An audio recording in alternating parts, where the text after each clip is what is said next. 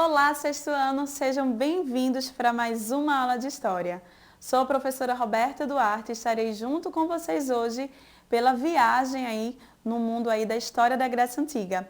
Sendo que na aula de hoje a gente vai conhecer aí sobre a história de uma outra cidade-estado bem famosa da Grécia. Nós vamos entrar aí no mundo dos espartanos, da cidade de Esparta, que é conhecida aí, gente, com a grande potência militar da Grécia. Então, vamos mergulhar aí um pouco nessa história, tá? E o primeiro mergulho que a gente vai fazer é a gente conhecer ali onde é que Esparta estava localizado, tá? Aqui, quando a gente observa aí uma parte do mapa da Grécia Antiga, a gente vê que Esparta vai estar localizada aqui, ó, bem no centro da península do Peloponeso, tá? E como eles estão localizados ali numa área central, então significa que eles não estão ali perto do mar.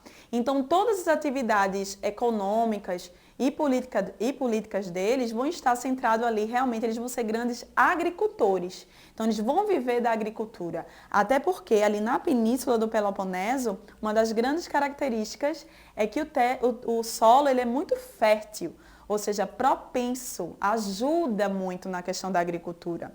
Então, por isso, assim, eles vão ser fortes agricultores.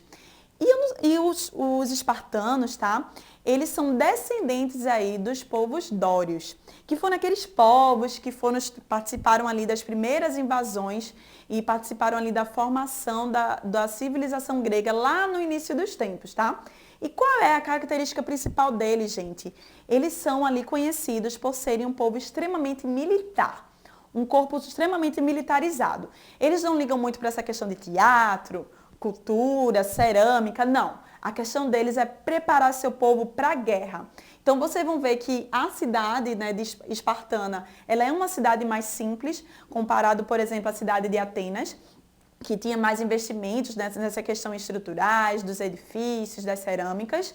É uma cidade mais robusta, assim, mais simples, porque a grande questão deles é que eles eram bons militares. Tudo envolvia essa questão, tá? Então, vamos conhecer um pouco agora da sociedade espartana. Quem eram os espartanos, gente? Quem compunha aí essa sociedade? E aí nós temos, assim, no primeiro escalão, nós temos os espartanos, que eram descendentes diretos aí dos dórios. Eles eram ricos, donos de terras e escravos, os grandes cidadãos de Esparta. Eles controlavam aí a questão da política e do exército. Nós temos aí no segundo escalão os periecos, que eram chamados de homens livres, mas sem direito à cidadania, ou seja, eles não eram cidadãos, que eram justamente essas figuras aqui, ó, eram os comerciantes.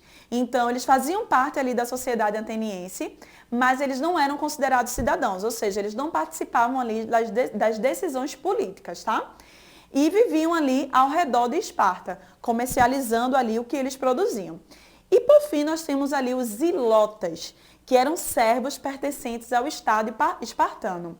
Eles trabalhavam no campo para sustentar a elite espartana, viviam em regime ali de terror. E eu vou explicar mais sobre isso, gente. Servos é como se fossem escravos, mas não é que eles fossem, na verdade, ali escravos de guerra, né? Conquistados ali, diversos tipos de conflitos que Esparta acabava se envolvendo.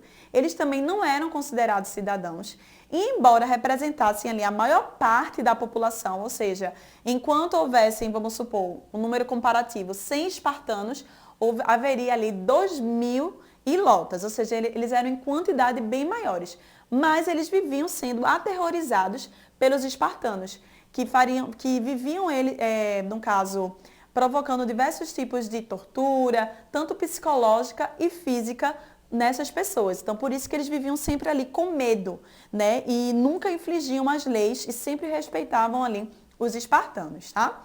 Então, agora que a gente entendeu a sociedade, é interessante a gente entender também sobre essa questão da educação espartana, que, gente, isso é muito conhecido. Inclusive, ali é uma história que se repete, inclusive, em alguns filmes, tá? Os cidadãos espartanos, ou seja, aqueles que descendiam lá dos dórios, né? Os cidadãos espartanos, quando eles nasciam, eles ficavam até os 7 anos com a mãe deles, no caso os homens. Depois disso, eles eram de responsabilidades do governo, ou seja, a mãe criava a criança até 7 anos e depois ela entregava ela para o governo. Isso mesmo, não ficava mais na família.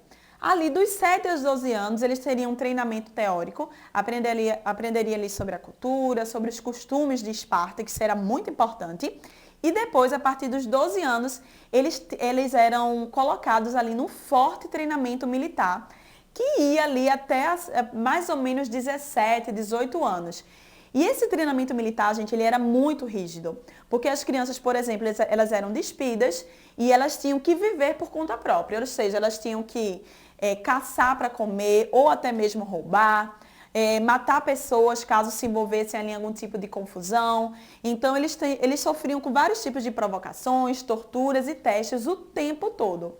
E eles eram incentivados, gente, a praticar a xenofobia. E o que significa isso, professora?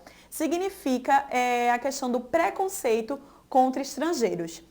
Então, quando eles encontravam qualquer tipo de pessoa que não era ali um espartano, eles praticavam atos violentos e chegavam até matar. Eles eram incentivados a matar essas pessoas. Porque para eles, assim, ó, quem não era de Esparta não era bem visto. Então, era assim que eles eram criados, tá? Então, por isso, assim, que Esparta foi conhecido como uma grande potência militar, que eu falei para vocês, porque desde criança, os homens, né, eles eram treinados, assim, gente, fortemente para serem bons militares, tá?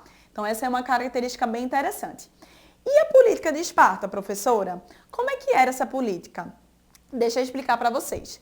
Lá, eles tinham vários tipos, na verdade, de artifícios que eles utilizavam para governar, tá? Um desses artifícios era o seguinte, era conhecido como a gerúsia, que era uma assembleia de 30 anciões. Anciões são as pessoas mais velhas, com mais de 60 anos, tá? E eles eram responsáveis ali pela elaboração de leis.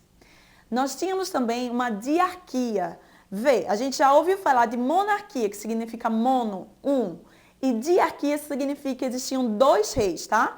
E funcionava mais ou menos assim. Um era o grande responsável pela questão militar, era o que estava liderando ali os exércitos nas guerras, e o outro ficava mais conectado ali às questões políticas, tá?